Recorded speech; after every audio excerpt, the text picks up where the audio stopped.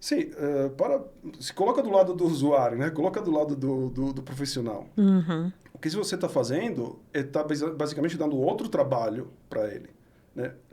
Na verdade, são dois. O primeiro trabalho que você dá é, você tem o seu trabalho, e em cima disso você tem que aprender, que é outro trabalho, né? Uhum.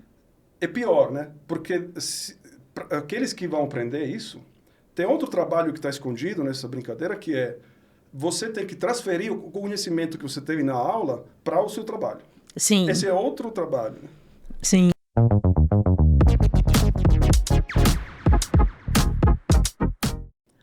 Olá, tudo bem por aí?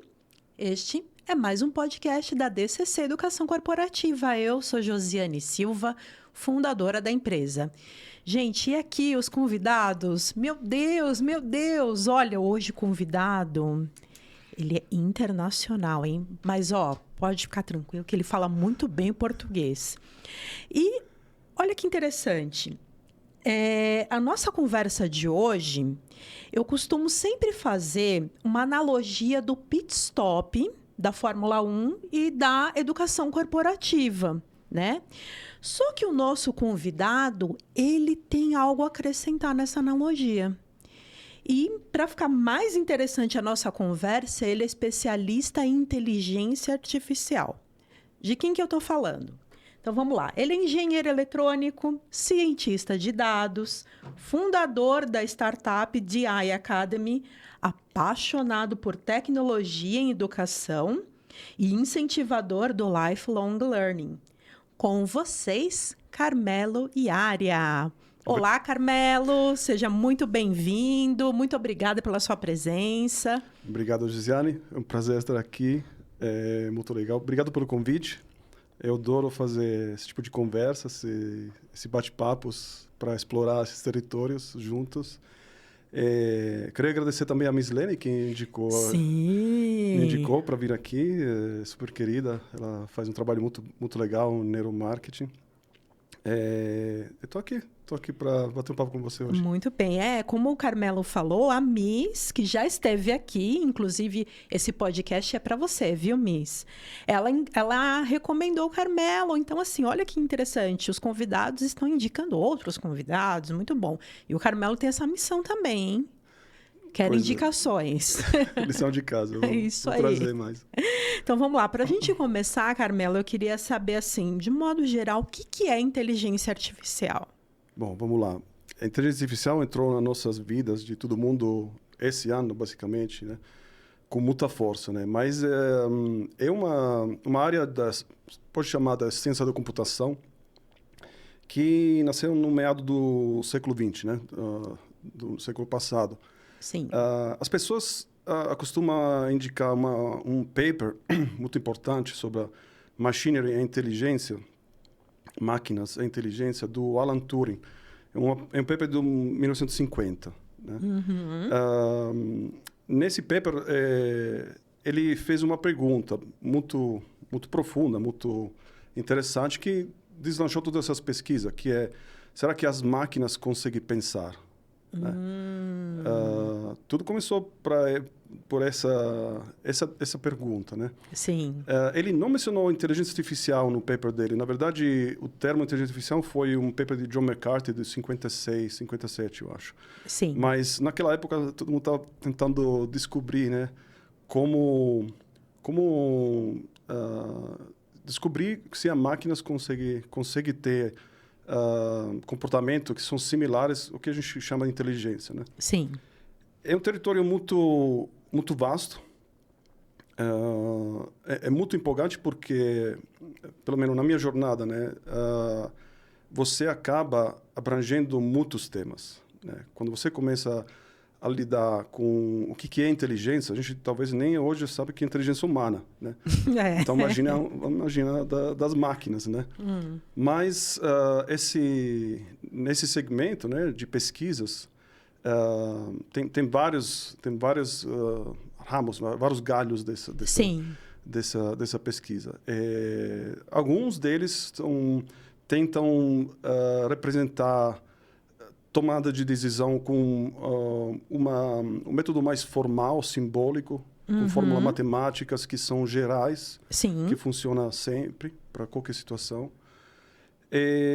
Mas, mais recentemente, né, por causa da facilidade de adquirir muitos dados, barateamento da computação, né, começaram a ter força alguns outros lados da inteligência artificial que tem a ver com mais machine learning, ou seja, treinar máquinas, algoritmos, a identificar padrões, extrair insights de algumas massas de dados muito grandes a partir dessas massas de dados, né? Então, são dois grandes caminhos que até hoje existem e estão debatendo muito, né? Porque está todo mundo tentando adivinhar quando vamos chegar ao momento onde que vamos chegar, onde que as máquinas têm inteligência geral, eles chamam, né? AGI, né?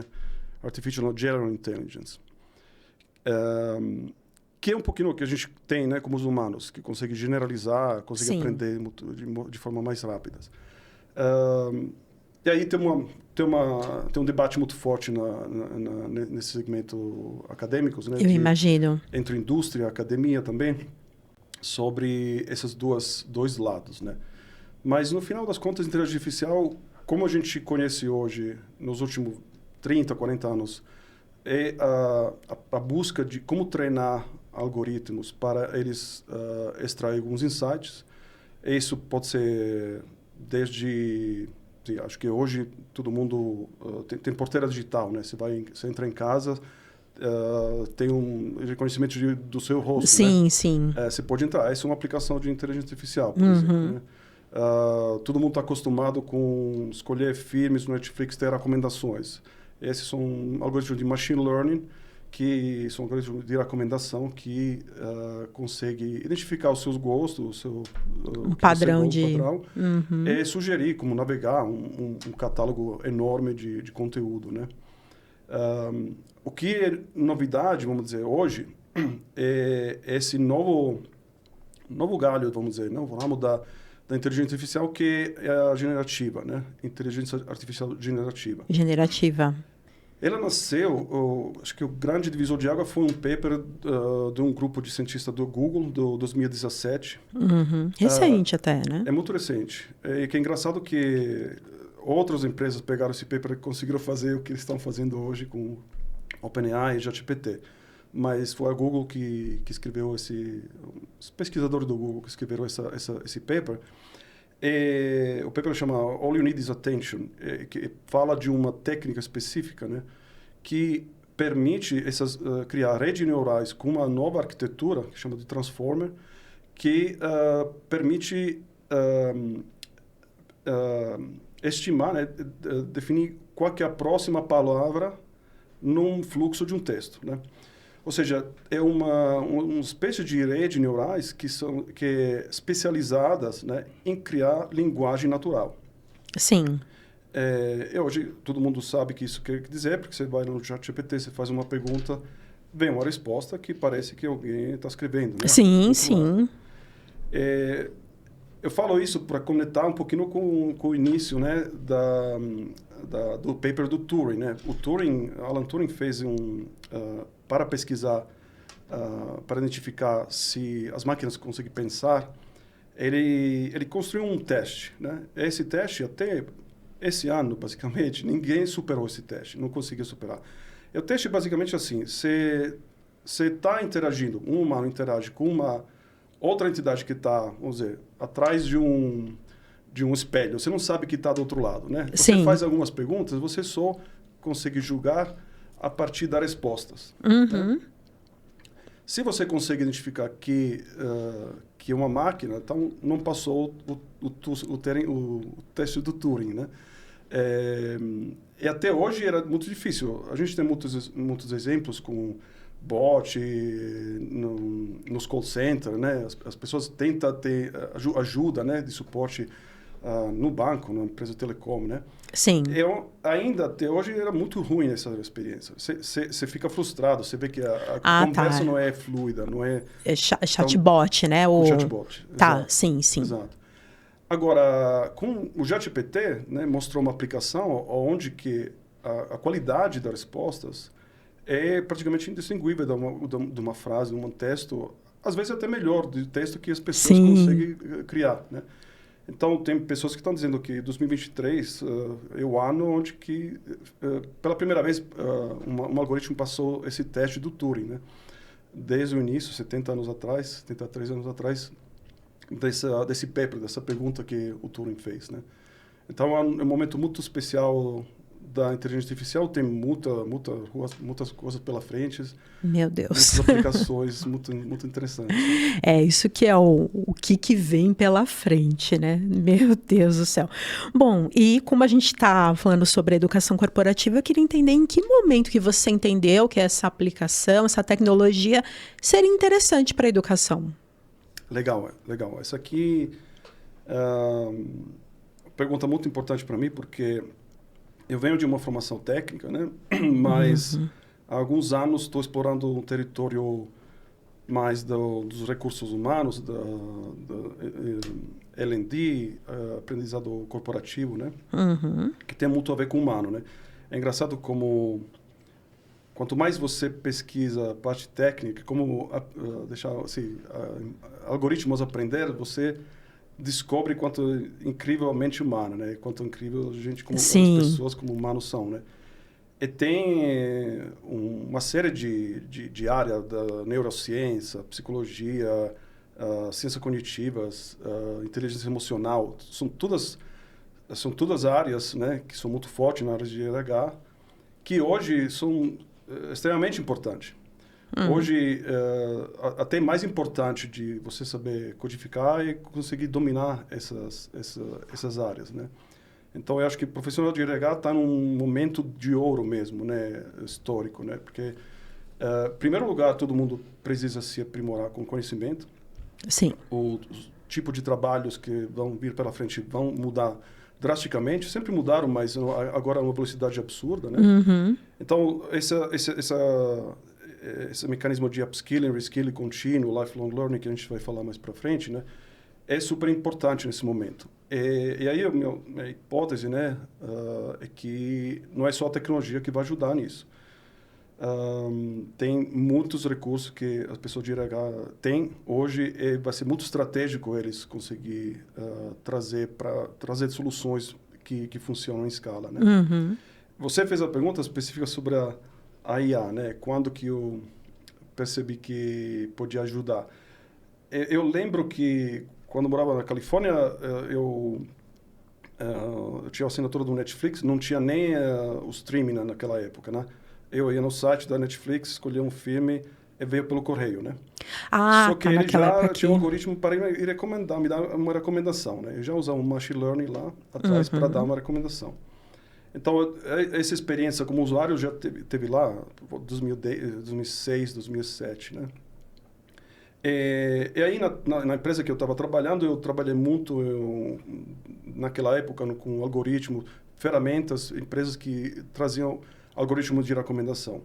Então, isso, estou dizendo basicamente, faz muito tempo que era muito claro para mim que esse tipo de caso de uso, onde que o machine learning específico pode ajudar em curar, fazer uma curadoria personalizada para cada um de nós, e isso é fato, isso é claro faz muito tempo para mim.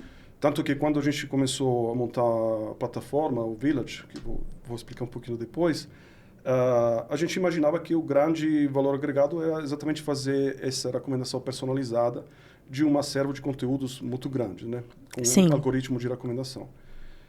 Agora, sendo que a gente sempre valida as hipóteses com nossos clientes, né? A gente usa o Lean, de Eric Ries como metodologia sempre.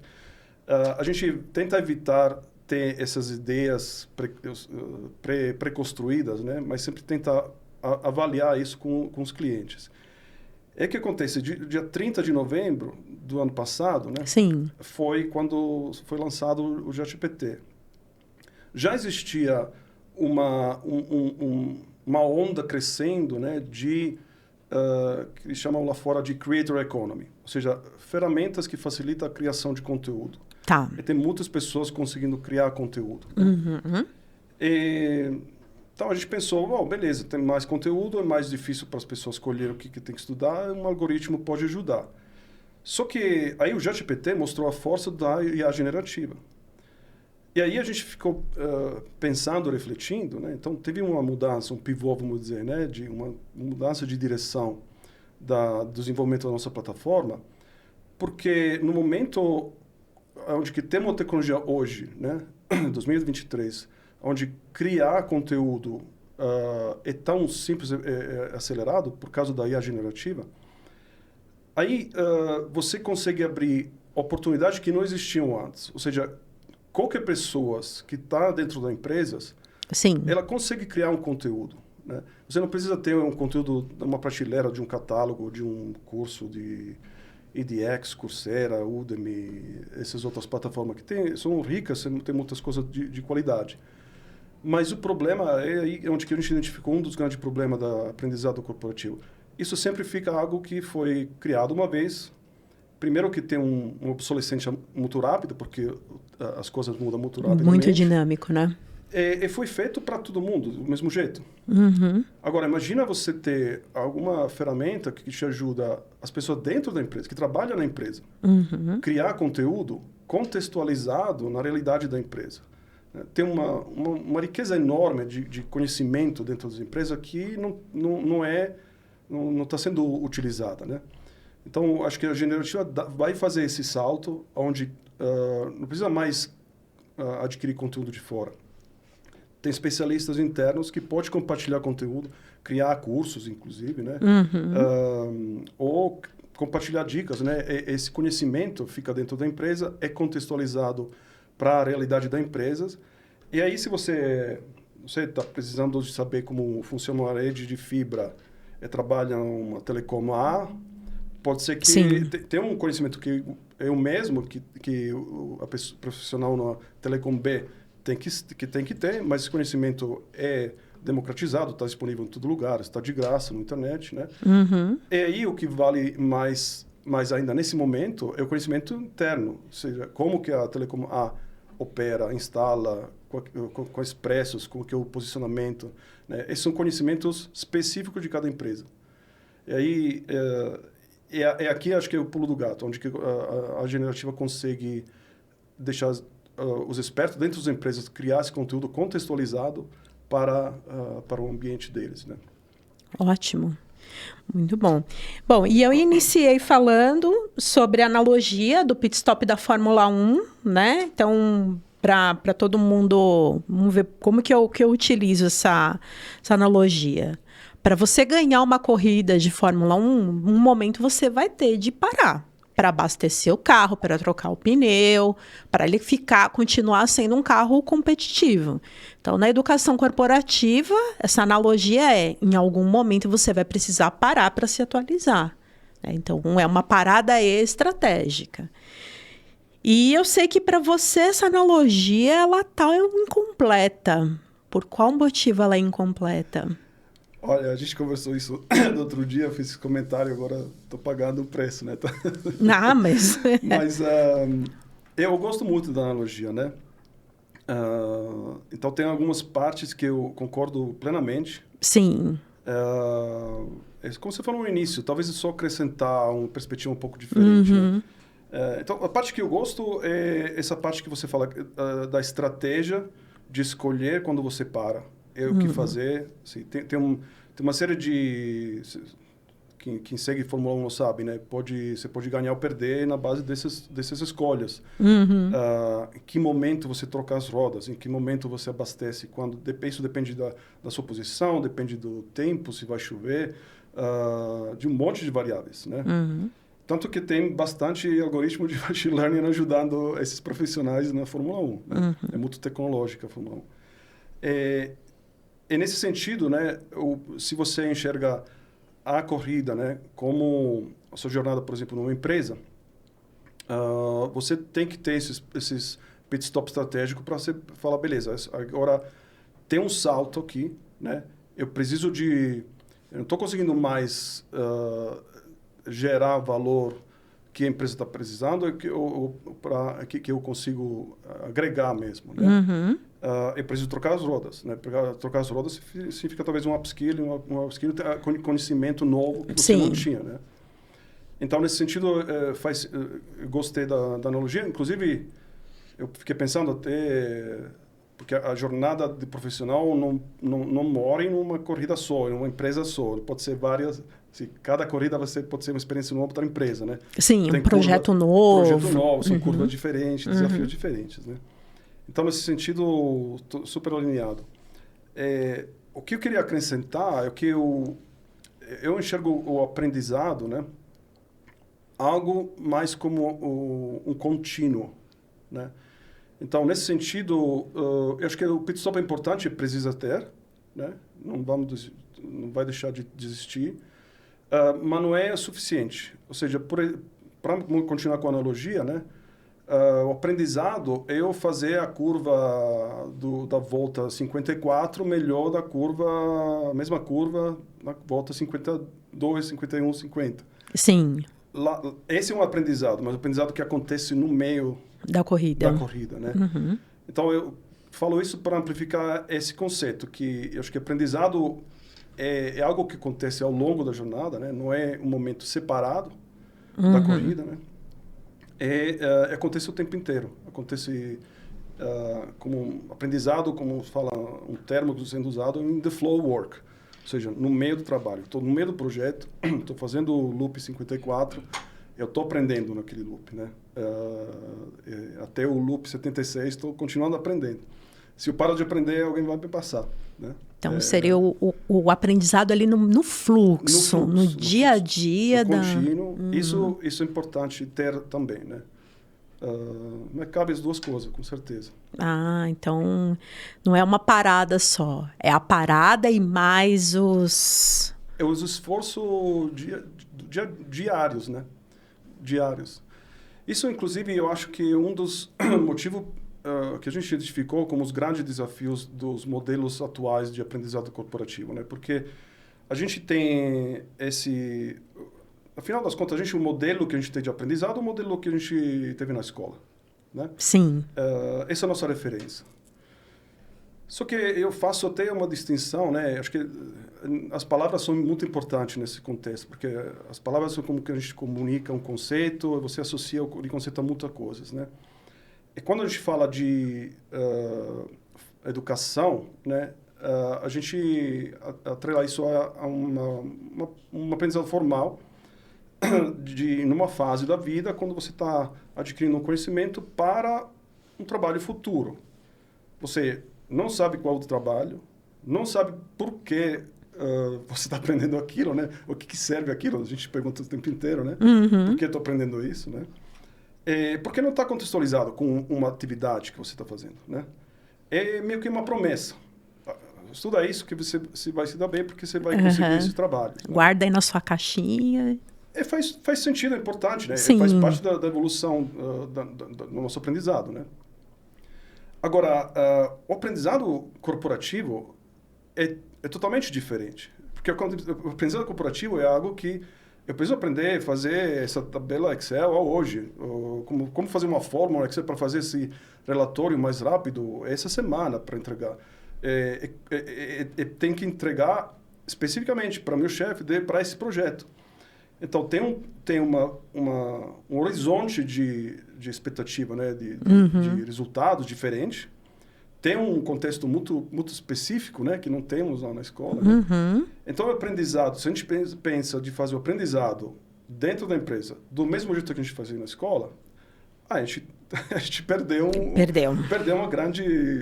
grande entendimento. E hoje... E aí as pessoas se perguntam, né? Mas por que não tem engajamento? Por que tem 10% das pessoas... Demos acesso à plataforma para todo mundo, ninguém está usando. Vamos fazer uma campanha para engajar, para promover. Sim, se coloca do lado do usuário, né? Coloca do lado do profissional. O que você está fazendo está basicamente dando outro trabalho para ele. Né? Na verdade, são dois. O primeiro trabalho que você dá é... Você tem o seu trabalho... Em cima disso, você tem que aprender, que é outro trabalho. Né? É pior, né? Porque aqueles que vão aprender isso, tem outro trabalho que está escondido nessa brincadeira, que é você tem que transferir o conhecimento que você teve na aula para o seu trabalho. Sim. Esse é outro trabalho. Né? Sim. Que é o famoso adaptar learning transfer. Né? Então, do jeito que está estruturado, né? Primeiro, você não tem tempo, você está super cansado, não consegue fazer outro trabalho para estudar, né? Então, isso limita o número de pessoas que conseguem acessar. E depois, é difícil aplicar isso no trabalho, porque você está fazendo um aprendizado tipo que você fazia na escola, que não é feito para transferir esse conhecimento no que você precisa fazer no dia a dia. Então, é uma arquitetura completamente errada, né? No sentido que não está dando resultados, né? Então, para isso que a gente está buscando soluções, né? Onde que acontece dentro, como estava falando da curva da Fórmula 1, no dia a dia, in the flow work, né? Acontece no contexto do trabalho, então você vai aprender coisas que são relevantes para você, aí você está motivado intrinsecamente, porque isso te serve para o trabalho mesmo, né? É outra coisa que é feita no contexto social da empresa, né? O contexto social, quer dizer, a relação entre os colegas, né? Você vai aprendendo através de expertos, pessoas que têm mais experiência de você. Sim. Você vai aprendendo com seus colegas. Essa troca é importante. Essa é outra parte que eu acho que a educação corporativa hoje esqueceu completamente, porque e aí vem os aspectos, assim, aí tem teorias, né, de neurociência que suporta esse motivo, né? Tem uma neurocientista canadense que eu adoro, Lisa Lisa, esqueci o nome agora, Feldman Barrett. Depois eu coloco aqui no depois nome. Colocamos o link. Ela escreveu uns livros maravilhosos sobre as emoções, como se gera emoções, mas ela estuda o cérebro, não? Fala uma coisa que, se para pensar, todo mundo sabe, mas não lembra, né? A gente vem no mundo com um cérebro incompleto, né? Você nasce, você não sabe falar, você não sabe comer, você não sabe digerir, você não sabe controlar nada do seu corpo, né?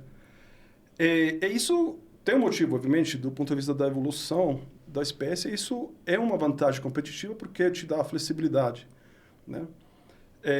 A flexibilidade, você nascer aprender coisa no contexto social onde que você nasce. Se eu nasço na Itália, tem um contexto, se nasço no Brasil, na África, outro lugar, né? Ou seja, o contexto social, bom, primeiro que tem o aprendizado que acontece olhando para sua mãe, para seu pai, o cheiro, a pele, né? São todas experiências sensoriais que te ajudam a aprender, né? A formar, literalmente, o cérebro se criam sinapses com essas experiências físicas, né? Chama neuroplasticidade, né? A capacidade do cérebro expandir e criar essas conexões por meio das experiências, né? Física. Segundo que você aprende, né? Depois da sua mãe, do seu pai, da família, né? Tem os círculos, né? Sociais, dos amigos, da escola. E lá você aprende, não é? Você vai para a escola, você aprende muito mais porque você está brincando, você tem uma dinâmica de grupo, você tem que lidar com ciúmes, você tem que lidar com um monte de coisas novas, decisões, né? Decisões, que vai muito além da matemática, da aula de matemática e de física, né? Por isso que é importante ainda esses contatos sociais que a gente estava falando antes, né? Na vida real. Isso faz o quê? Que o seu cérebro aprenda. Aprenda algumas skills e aprenda de forma social. Aí eu fico pensando, né? Se a nossa espécie, né, é construída, o nosso cérebro é construído desse jeito e aprende de forma social com os outros, de onde que a gente tirou que agora aprender é ficar na frente do computador ou ler um livro sozinho, ficar uma hora olhando um vídeo? Não vai funcionar. Ele é bem... essa dinâmica, né? Falta, né? Não tem a parte social. Não tem a parte social. É uma experiência, de novo, voltando à experiência do aprendizado corporativo. É um trabalho a mais acima do seu trabalho. Aí, ainda mais, você tem que fazer sozinho, né? Cara, é impossível conseguir engajamento, as pessoas têm vontade de fazer aquilo, né? A troca da experiência é importante, né? É muito importante. Nossa. E eu queria que, então, como eu iniciei falando, você é fundador, né, da DI Academy, né, uma startup, eu queria que você contasse para a gente, né, como que os serviços que vocês estão desenvolvendo, como é que é fale um pouco aí da sua Sim. empresa. E acho que tem muito a ver com continuação, basicamente, do que eu estava falando antes, né? Essas observações que eu acabei de compartilhar faz parte desse aprendizado que a gente teve, né, no longo dessa jornada. E a jornada que a gente está fazendo é de identificar modelos para a aprendizagem corporativa que sejam envolventes, que tem a ver com engajamento, que sejam mensuráveis, né, que é muito difícil hoje fazer isso, é escalável, né? Então, a gente criou uma plataforma, a gente está trazendo para o mercado esse ano, a gente está com alguns experimentos fantásticos com algumas empresas aqui no Brasil. A gente está aprendendo muito, estamos realmente uma experiência muito rica, né? Estamos vendo como as coisas estão funcionando, né? Sim. Para alcançar esses 3 objetivos que eu falei, né? Então, quando a gente fala de engajamento, né, que é a plataforma que seja envolvente, muitas vezes até agora tem muitas empresas que fazem, vamos fazer um gamification, vamos dar um pontinhos, aí estimula as pessoas, né? Bom, acho que isso pode ajudar, mas não sei se isso vai resolver o engajamento, porque tem todos aqueles problemas que a gente acabou de falar, né? De motivação intrínseca, de ser desconectado do contexto, né, do trabalho, né? E de não ser social, né?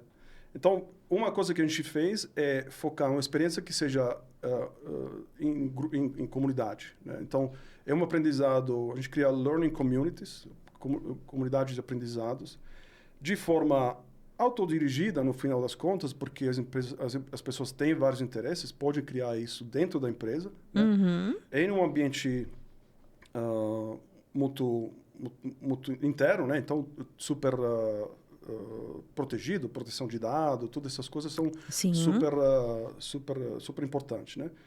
E isso estamos vendo que só a comunidade como suporte para a sua jornada de aprendizado tem um valor absurdo, né? Um livro que eu gosto muito sobre a motivação é do Daniel Pink, né? Que Drive é o título dele, né? Drive. The Surprising Truth About What Motivates Us, né? Ou seja, o que realmente motiva as pessoas, traduzindo rapidamente, né? Ele fala dessas 3 coisas, fala de autonomia, purpose e mastery, né? Se você parar, eu fiquei pensando muito sobre esse aspecto, porque o ambiente corporativo, onde você, primeiro, compete com um monte de pessoas para uma vaga, você está lá, você tem que demonstrar a sua expertise. Você não pode mostrar fraquezas, né? Você tem que mostrar que você é o cara, né? Senão, você pode ter a vaga, pode ser para outros, né? Então, é super difícil fazer isso, né? Pelas premissas que tem ao redor. Aí, assim, o que acontece? Aconteceu algo mágico, eu acho, quando as pessoas ficam em comunidade, né? Quando você está junto com pessoas, talvez você nem conhece as pessoas, mas tem um grupo que tem o mesmo interesse. Ao longo dos tempos, né, pelo fato de ser animais sociais, as barreiras começam a desaparecer. E as pessoas começam a ter trust, a confiar nos outros. Quando você confia nos outros, você consegue se abrir. Sim. Quando você consegue se abrir, você pode dizer, eu não sei isso. Levanta a mão, me ajuda. Você pode pedir ajuda, né? E quando você pede ajuda, e alguém te dá ajuda, esse é o momento do aprendizado. É aí que você aprende algo novo. Então, é muito subtil psicologicamente também fazer essa coisa acontecer. O que a gente descobriu, né, com a nossa plataforma é que, criando essa comunidade de aprendizados, se cria aquele famoso ambiente psicologicamente safe, sim, né? Sim. Que as pessoas se abrem, as pessoas falam das dúvidas. Trabalham bem a vulnerabilidade. A vulnerabilidade, exatamente, né? Isso é quase um paradoxo, né? Quase impensável numa empresa, command and control, se você tem que entregar, se está feito mal. tem tudo uma cobrança enorme, né? Do jeito que as pessoas falam. Então, assim, só que esse tipo de cobrança tá esgotando toda a energia dos profissionais. Ainda mais agora, a gente estava falando, né, pós-pandemia, né? As pessoas estão dando valor num ambiente de trabalho onde que é gratificante, onde que você tem prazer, você vai no trabalho todos os dias com sangue no olho. Aí você traz produtividade para a empresa. Sim. Né? Então, esse pulo do gato é difícil fazer, porque tem modelos mentais, os executivos fizeram vários MBAs, aprenderam um monte de coisa nessas escolas que tem que gerenciar, tem que planejar, tem que espremer a produtividade, né, até o último bit. Quando, na verdade, o que acontece? Se você deixa o profissional à vontade de se exprimir ao máximo da potencialidade, você tem uma produtividade maior. Sim. O profissional consegue te entregar muito mais valor. Mas não é fácil fazer isso. E entrega novidade também, né? Ele entrega mais valor e novidade, né? Ele traz... novidade. Sim. É impressionante o que acontece quando você cria esses espaços abertos, né, para a troca de conhecimento. É isso que a gente está fazendo com o Village, se chama Village, nossa plataforma. Josiana, tem pessoas que, assim, do nada, estão na mesma comunidade, talvez estão em outra empresa, outro departamento, né, mas traz uma riqueza que não é possível nos esquemas atuais, né? Então, só o fato de você criar essa comunidade, as pessoas começaram a trocar conhecimento, né? Fazer ofertas de conhecimento, fazer pedidos de conhecimento, pedidos de ajuda, né? Esse suporte, né? Vira uma roda, né?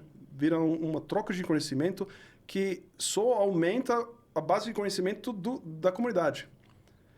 E aí, olha o que acontece, olha que mágica, né? Quando você faz isso, as pessoas se soltam, quer contribuir. E aí, quando você cria esse acervo, essa base de conhecimento, né?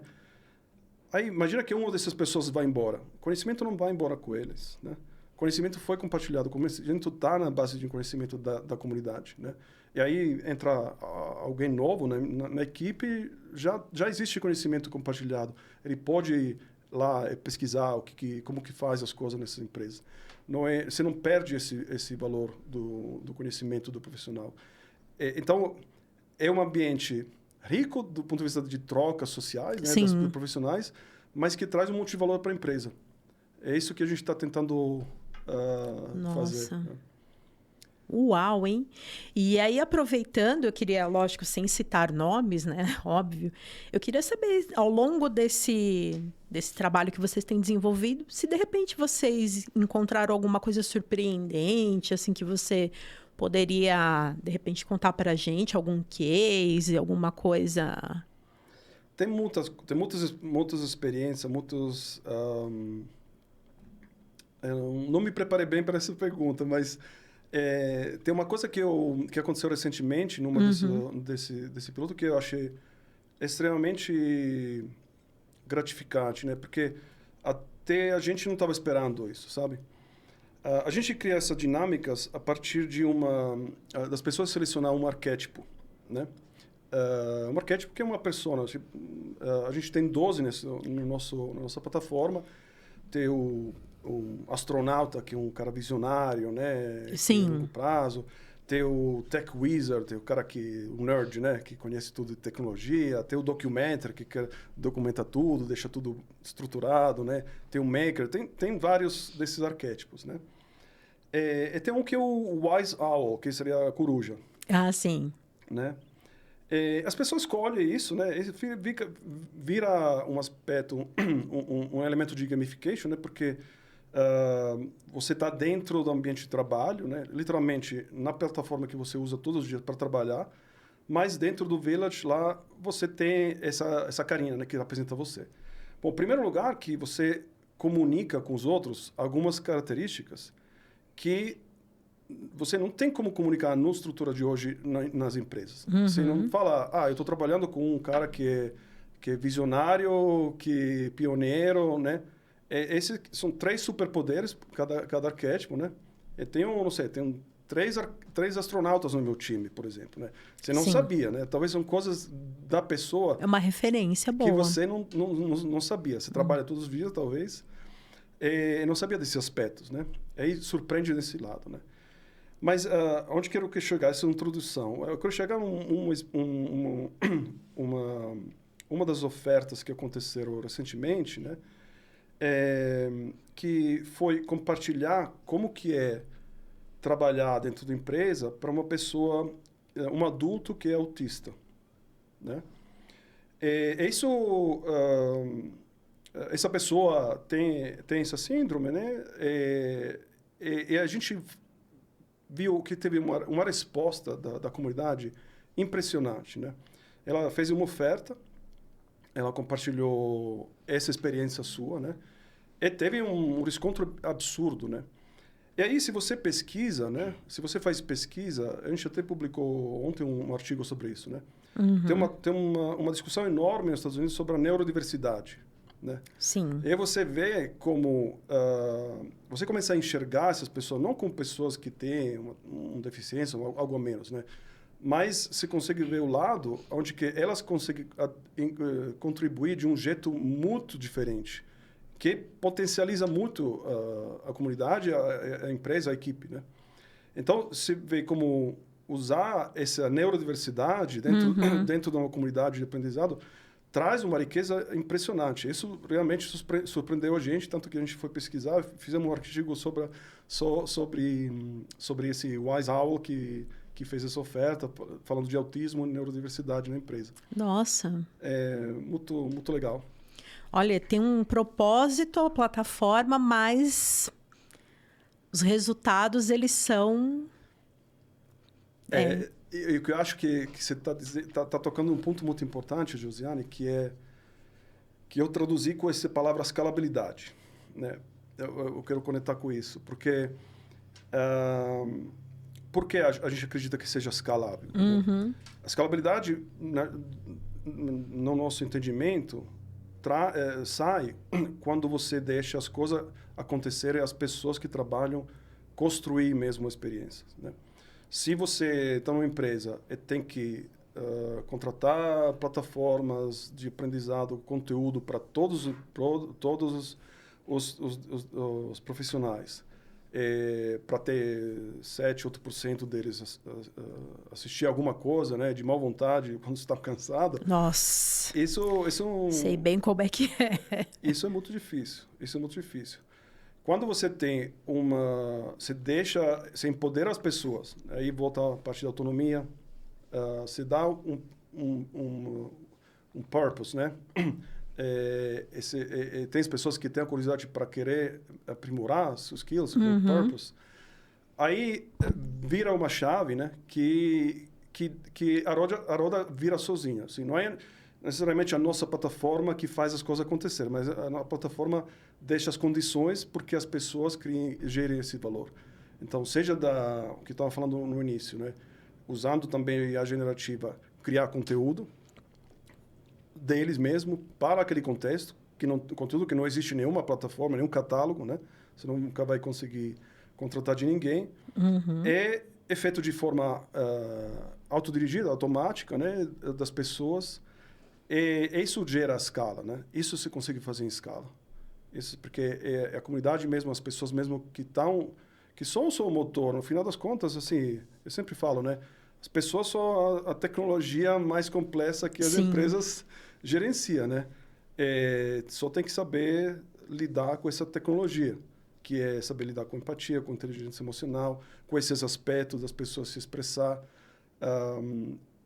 Muito mais que com skills de TI, vamos dizer, né? É um universo extremamente complexo. Muito complexo, muito rico, mas desafiador, né? Desafiador. Isso, assim, eu estou muito apaixonado por essa interseção, sabe? Eu vindo do mundo de TI, de tecnologia, né? Estou descobrindo todas essas outras skills, esses outros territórios. Essa interseção eu acho que é super poderosa. Eu tenho algumas empresas aqui no Brasil que conseguiram enxergar isso, né? São um pouquinho visionários, são um pouquinho mais na frente, mas acho que não tem volta esse caminho, realmente, para ter mais produtividade. Um lugar de trabalho onde as pessoas são mais motivadas, são mais satisfeitas, né? Você consegue expressar o máximo do potencial das pessoas, né? Acho que esse é o nosso sonho, a nossa visão. Nossa, estamos trabalhando para isso, inclusive, né? Bom, e como a gente estava falando sobre lifelong learning, né? O aprendizado contínuo, eu gostaria de saber da sua visão como empresário, né? Como que o Carmelo incorpora isso no dia a dia com os colaboradores da sua empresa, né? Como que vocês trabalham essa questão? Perfeito. Bom, a gente... Nos Estados Unidos tem essa frase, né? Eles falam... Eat your own dog food, ou seja, você produz a comida do cachorro e você come a comida sua. Né? Não se traduz muito bem em português, mas eu quero dizer o quê? Que o que a gente está prezando para as outras empresas, a gente tenta adotar internamente. Né? Sim. Aqui no Brasil, a gente fala que em casa de ferreiro, o espeto é de pau. Espeto de pau. É verdade. Como que a gente faz isso? Né? Primeiro, a gente está usando... essas ferramentas nossas, então a gente tenta criar esse ambiente, né? Mas se sua pergunta específica fosse sobre a minha postura, né, como líder desse grupo, né, eu busco deixar essa liberdade para as pessoas, sabe? Eu tenho alguns exemplos. Se tem dois lados. Um lado é fazer que esse aprendizado seja atrelado a projetos específicos, a um contexto específico. Então, não algo abstrato. Todas as vezes que a gente tentou falar, agora todo mundo vai estudar isso, não deu certo, né? A gente sabe, a nossa empresa não é diferente das outras. Uhum. As pessoas têm os mesmos motivadores, né? Agora, todas as vezes que a gente falou, galera, vamos fazer um GPT nosso interno, vamos buscar como fazer isso, aí as pessoas se soltam, vão começar a procurar conhecimento, vão compartilhar com os outros. Fez isso no fim de semana, fez aquilo. Então, afinal das contas, é um aprendizado que é motivado, né, drivado por alguns resultados. Mas também tem outros aprendizados, né? Eu tenho um exemplo no meu time de uma pessoa que tá acrescentando bastante valor para a gente, né? Muito, muito legal ver o crescimento dele, né? A gente tinha, ano passado, um cliente nos Estados Unidos. Sim. Né? A gente está fazendo um projeto com eles. Eu falei, olha, preciso que você me ajude aqui como suporte a esse projeto piloto, né? Ele não falava inglês. Né? Mas, assim, ver ele se esforçar, né? Tentar de todo jeito aprender. Tem espaço para aprender inglês ao longo do tempo. Eu ver a trajetória, né, dele começar a engatilhar, começar a soltar primeiras frases, talvez com, claro, ajuda de tecnologia, Google Translator, GPT, o que for, não importa, ele foi atrás. E agora, assim, ele consegue interagir com pessoas de fora, assim, sem nenhum problema no inglês, né? Você quase não percebe que ele tem esse gap ainda. Não, sim. Claro, ele foi atrás, né? A gente criou condições, né? Criaram condições. Mais que isso, né? Eu vejo isso como pai também, né? Porque tem uns filhos pequenos, crescendo, eles sempre teve essa visão, né? Como educador nesse sentido de pai, né? Então, nunca gosto de deixar a resposta prontinhas para eles. Eu coloco nas condições para eles descobrir. Né? Sim. Aí que acontece o aprendizado, né? Deixar à vontade, deixar eles cair no chão, se levantar. A gente aprende assim também, né? Sim. Antes de saber andar de bicicleta, quanto a gente... Tem que tomar um tombo e aprender a cair e aprender a levantar, né? Exatamente. Então, acho que uma coisa interessante que você trouxe é criar as condições, né? Porque se você está num ambiente onde que você está cobrado, está punido, porque caiu, você não pode, né? Você errou. Aí, esse é o ambiente errado, né? Você não está com as condições para dar vontade de tentar coisas novas. Você tem que deixar as pessoas vontade de tentar coisas novas. E aprender com erro também, né? Aprender inovação. A inovação só acontece por causa de muitos erros. Muito bom. Bom, e do ponto de vista, né, do profissional de TI, eu queria saber quais competências comportamentais e técnicas você indicaria para as pessoas que estão atuando na área, estão querendo ingressar, assim, no dia de hoje, né, considerando nosso cenário atual, o que você recomendaria? Olha, sim, tem uma resposta talvez clichê, várias pessoas falam isso, né? Mas eu acredito muito no valor da curiosidade, né? Eu acho que sem isso é difícil aprender de qualquer forma, não importa que plataforma ou que metodologia você está usando, né? Então, se você tem uma curiosidade intrínseca, isso vai ser um motivador para você ir atrás e aprender qualquer coisa. Isso, com certeza, vai ser a constante de todo mundo. Daqui para frente, no trabalho, a coisa mais importante para aprender é saber aprender, né? Se você sabe... Eu acho que é isso que foi um pouquinho... que me ajudou muito, né? Além das coisas técnicas que eu aprendi no meu percurso, beleza, me ajudaram para algumas coisas. Algumas nunca usei. Mas aprender sempre coisas novas, isso me abriu um monte de portas, porque eu consegui me inovar, ir para outros territórios, descobrir mais coisas, né? Isso é necessário, né? Não tem como ir em frente sem isso, né? Então, isso com certeza é a minha dica primária. Agora, uma coisa que, falando de profissional de TI, né? Eu gosto... Já falei que gosto dessa interseção entre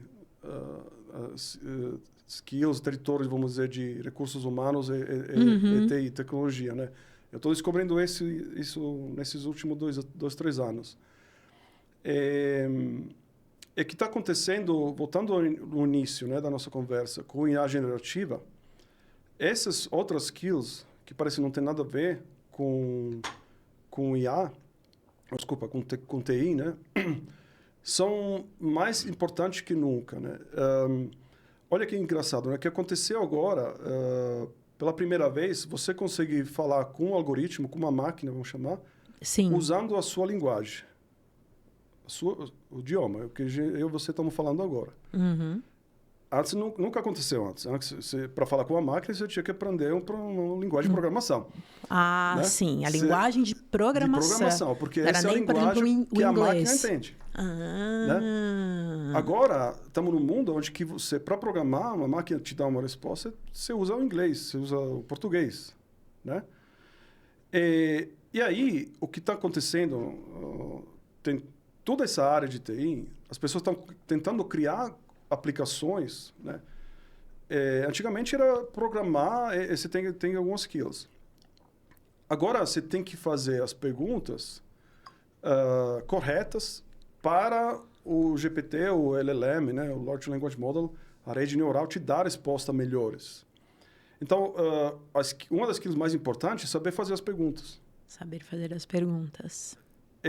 Fazer as perguntas na linguagem natural, nossa, não significa saber se tem uma vírgula, um ponto, qual que é a linguagem de programação. É como você formula uma pergunta no inglês, né? No português, que for a sua língua, né?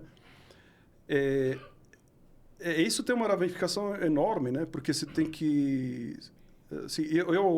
a gente está fazendo alguns experimentos, estamos desenvolvendo soluções usando esse IA.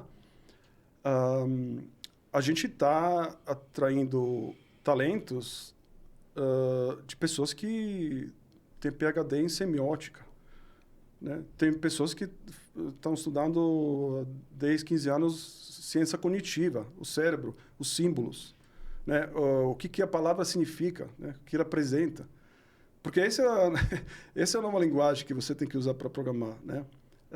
Você consegue chegar a uma boa solução, você tem um bom programador, mas sem conhecer esse lado de como que a língua humana, a nossa língua, né? Como estruturar, quais os significados, e tem a ver com a cultura também, né? Tem aspectos culturais, é muito mais importante hoje, né? Para a programação, para o cara que está fazendo a aplicação, que está fazendo o chatbot hoje. Nossa. Então, é um mundo muito diferente. Então, ampliação do vocabulário e do repertório. O repertório para um caminho inesperado, né? Não é... sempre sai, né? Tudo usando qualquer linguagem mais popular. É Python, R, Scala. Isso aí é uma ferramenta, mas Tem até um Twitter do Andrei Karpathy, que é um cientista de dados... agora está na OpenAI, estava na Tesla, que falou isso alguns meses atrás. a linguagem de programação mais popular hoje é o inglês. Você está usando o inglês para programar essas aplicações.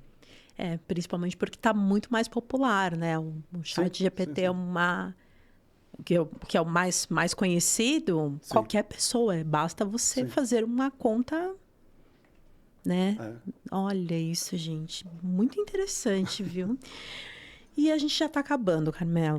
Já, você viu? Passou muito rápido, né? Por mim, isso que eu falo, é bem, bem rápido. Então, considerações finais, de repente você quer deixar alguma mensagem. Daqui a pouquinho eu vou perguntar para você, né, como que o pessoal faz para te encontrar, mas o que você gostaria de acrescentar? De repente, uma pergunta que não foi feita, Não, eu acho que a gente tem que fazer mais outras, com certeza, mas tem muito território novo. Não, como comentário final, eu acho que eu acredito muito gosto muito desse formato, né, que a gente está fazendo de podcast, porque tá atrelado a uma coisa que a gente tocou um pouquinho, né, dessa questão de saber fazer as perguntas, né?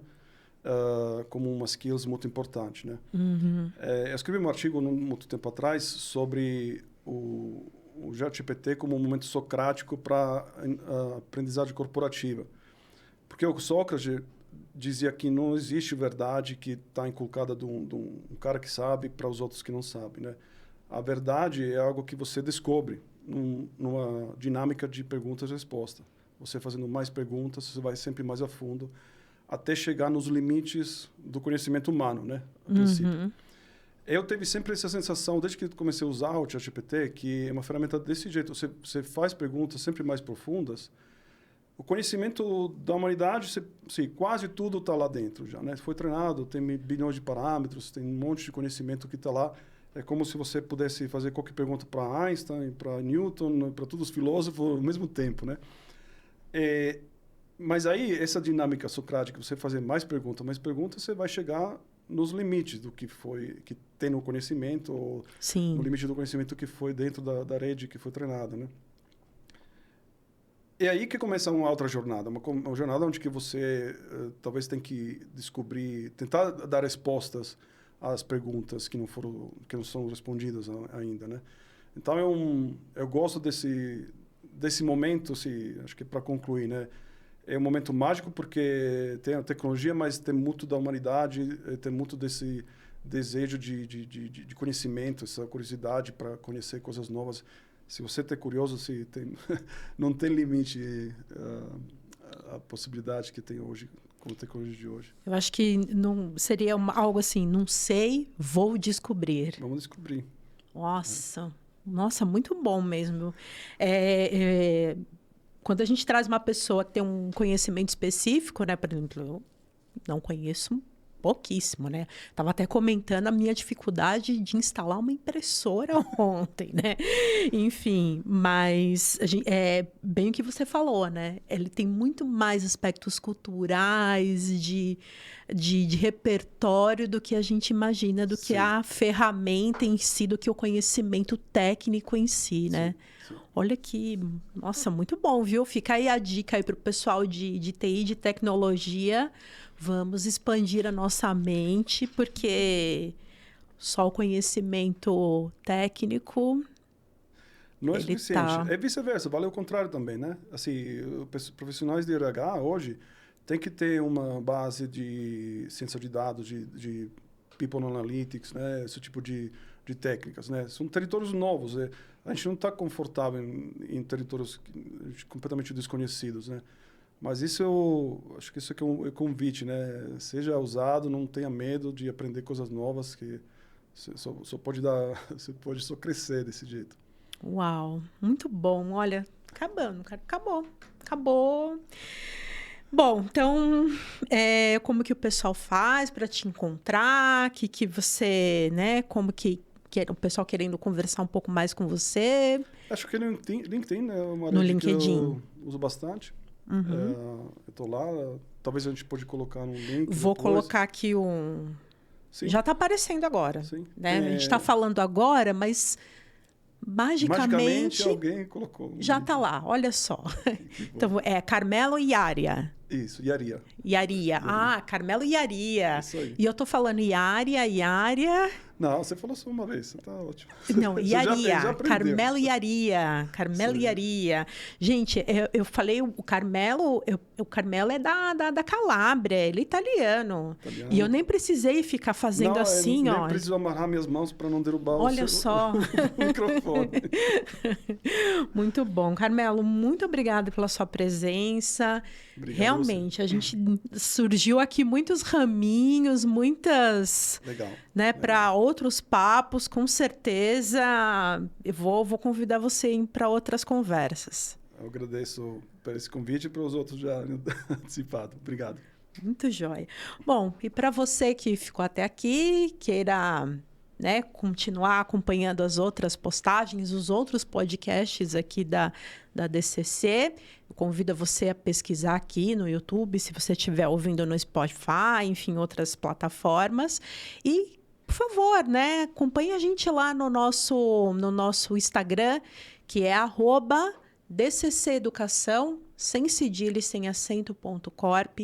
Se você quiser também pode mandar sua mensagem, entrar em contato conosco pelo telefone, que também é o WhatsApp, é 11 9 7969 4490.